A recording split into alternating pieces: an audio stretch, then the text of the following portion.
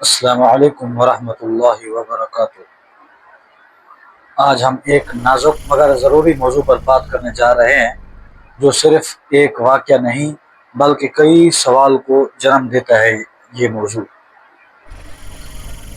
Video شروع کرنے سے پہلے اگر آپ ہمارے چینل پہ نئے ہیں تو ہمارے چینل کو سبسکرائب کر دیں اور لائک کر دیں اور آگے شیئر بھی کر دیں۔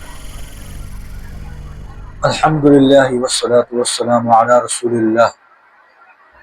حال ہی میں مانسرا میں ہونے والے تبلیغی اجتماع میں ایک عجیب منظر دیکھنے کو ملا ہے۔ جی ہاں، مولانا طارق جمیل صاحب کو بیان کا موقع نہ ملا۔ اس کی کیا وجہ ہے کہ مولانا طارق جمیل صاحب کو تبلیغی جماعت میں اب قبول نہیں کیا جاتا؟ ریمنڈ اجتماع ہو، چاہے کراچی اجتماع ہو یا کسی بھی شہر میں کوئی بھی اجتماع ہو، مولانا طارق جمیل صاحب کو وہاں بیان نہیں کرنے دیتا۔ آخر وجہ کیا ہے؟ ایسا کیوں کیا جا رہا ہے مولانا طارق جمیل صاحب کا؟ مولانا طارق جمیل صاحب کے ساتھ ایسا کیوں کیا جا رہا ہے؟ اس کی چند وجوہات ہیں، وہ میں آپ کے سامنے پیش کرنے جا رہا ہوں۔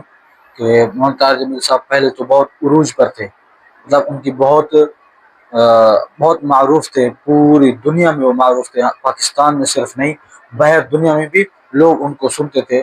لیکن اب ان کی وہ عزت کیا کہہ سکتے ہیں، اب ان کی وہ بیان سننے والے اتنے چاہنے والے نہیں رہے، بالکل کم ہو گئے ہیں۔ اب اس کی مین وجہ کیا ہے، اس کا ریزن کیا ہے، اب میں آپ کو بتاتا ہوں۔ اس کے چند اہم نقطے ہیں۔ مولانا طارق جمیل صاحب کی دین کی بہت سی خدمات ہیں، ہم اس کے معترف ہیں۔ مولانا طارق جمیل صاحب نے ایسے ایسے بیانات کیے ہیں، ایسے آنسو والے بیانات کیے ہیں کہ لوگوں کے دل میں وہ ان کے الفاظ گھر کر جاتے تھے، لوگ ان پر عمل کرتے تھے، ان چیزوں پر۔ بہت سے نوجوانوں کو توبہ طائب کیا، مطلب گناہوں سے ان کو نیکی کی طرف لائے، اندھیرے سے ان کو روشنی کی طرف لائے۔ لیکن آج کل کیا وجہ ہے ان کی کہ ان کو وہ رسپانس نہیں مل رہا جو پہلے ان کا تھا۔ لیکن آج ان کی جو رسپانسبلٹی ہے وہ بہت کم ہو گئی ہے۔ ایسی کیا وجہ ہے؟ وہ چند نقطوں میں سے جو پہلا نقطہ ہے وہ یہ ہے کہ فقہی اعتداد سے انحراف۔ فقہ کے جو بھی مسائل ہیں اس میں مولانا طارق جمیل صاحب نے اپنی طرف سے کہا کہ ایسا کرو ایسا کرو، کچھ نہیں ہوتا، مطلب ہاتھ یہاں سینے پر باندھنے ہیں، ناف کے اوپر باندھنے ہیں، ناف کے نیچے باندھنے ہیں، جہاں بھی باندھے کچھ نہیں ہوتا۔ لیکن کچھ باتیں ایسی ہیں جن پر سوچنا بھی ضروری ہے کہ مولانا طارق جمیل صاحب نے ایسی باتیں کیوں کی ہیں۔ کیا وہ کوئی مطلب مفتی ہیں یا وہ ایک ہی تبلیغی جماعت سے وہ تعلق رکھتے ہیں؟ تو اس کے دائرہ میں رہ کر ان کو بات کرنی چاہیے تھی۔ کیا سب برابر ہیں؟ مطلب جو ہاتھ اوپر سینے پر باندھتے ہیں یا ناف پر باندھتے ہیں، ناف کے اوپر باندھتے ہیں، ناف کے نیچے باندھتے ہیں، یہ سب برابر ہے؟ نہیں، یہ سب برابر نہیں ہو سکتے۔ اور فقہ حنفی کو بھی انہوں نے مجروح کر دیا ان باتوں سے۔ دوسرا نقطہ ہے غیر مستند شخصیات کی حمایت۔ شخصیات کی تعریف ان شخصیات کی تعریف کی جن پر اکابر دیوبند کی شدید ترین اعتراضات ہیں۔ مولانا طارق جمیل صاحب نے ان کی تعریف کی ہے۔ ان میں سے ایک ہے مولانا مودودی، ایک ہے مولانا احمد رضا خان بریلوی، اور ایک ہے مکتبہ شیعہ مکتبہ فکر۔ مولانا طارق جمیل صاحب ان کی طرف بہت ہی مطلب جھکاؤ اختیار کیا ہے، جو کہ ایک تبلیغی جماعت کے دائرہ سے نکل جاتی ہے یہ چیز۔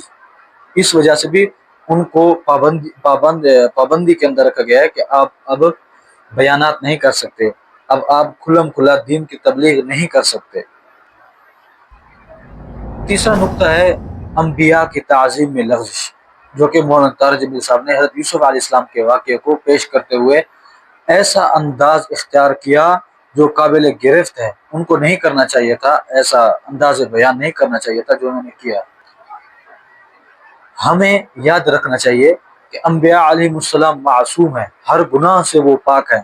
اس اصول میں کسی تعویل، کسی جذبات کی کوئی بھی گنجائش نہیں رہتی جس پر ہم کسی نبی کے خلاف یا کسی نبی کے بارے میں کچھ بھی کہہ سکیں جو ان کے اصول کے خلاف ہو۔ ایسا ہمیں کسی نے بھی حق نہیں دیا، ہم ایسی باتیں نہیں کر سکتے۔ चौथा नुक्ता है सियासत में मुदाखलत। तबलीगी जमात सियासत से ला ताल्लुकी का अलम थामे हुए हैं, लेकिन जब मौलाना तारजमी साहब ने इमरान खान की हुकूमत को खिलाफत राशिदा के करीब तर कहा, तो बहुत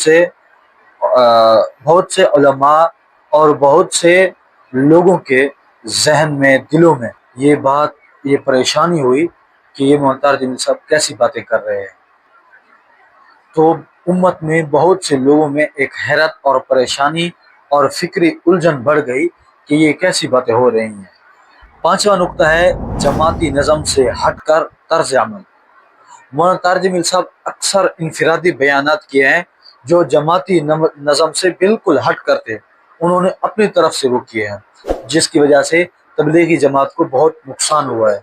इस वजह से भी इन पर जो है पाबंदी लगाई गई कि आप आइंदा तबलीग का कोई काम भी नहीं कर सकते, तबलीगी इज्तिमाआत में आप बयान नहीं कर सकते, तबलीगी जो मजलिस शूरा है उसमें आप नहीं आ सकते, रेवन में भी आप नहीं आ सकते, और भी बहुत कुछ है जो इन पर पाबंदियां लगाई गई हैं कि आप ये काम नहीं कर सकते क्योंकि आपने तबलीगी जमात के कानून के खिलाफ वर्जी की है, इस वजह से आप ये काम नहीं कर सकते।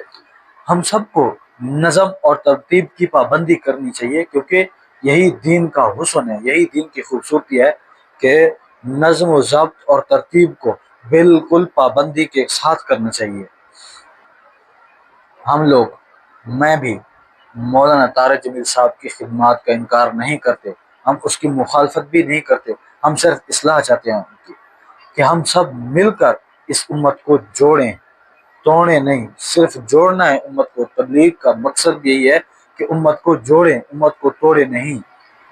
मैं बस आखिर में अल्लाह ताला से यही दुआ करूंगा कि अल्लाह ताला हमें, हम सबको, नाज़रीन देखने वालों को भी और हमें भी हुस्न ज़न, इल्म, अदल और दीन की खिदमत के सलीके अता फरमाए और मौलाना तारक जमील साहब की लफ्ज़ों की इस्लाह फरमाए। व आखिर दावाना अनिल हम्दुलिल्लाहि रब्बिल आलमीन व अलैकुम अस्सलाम व रहमतुल्लाह।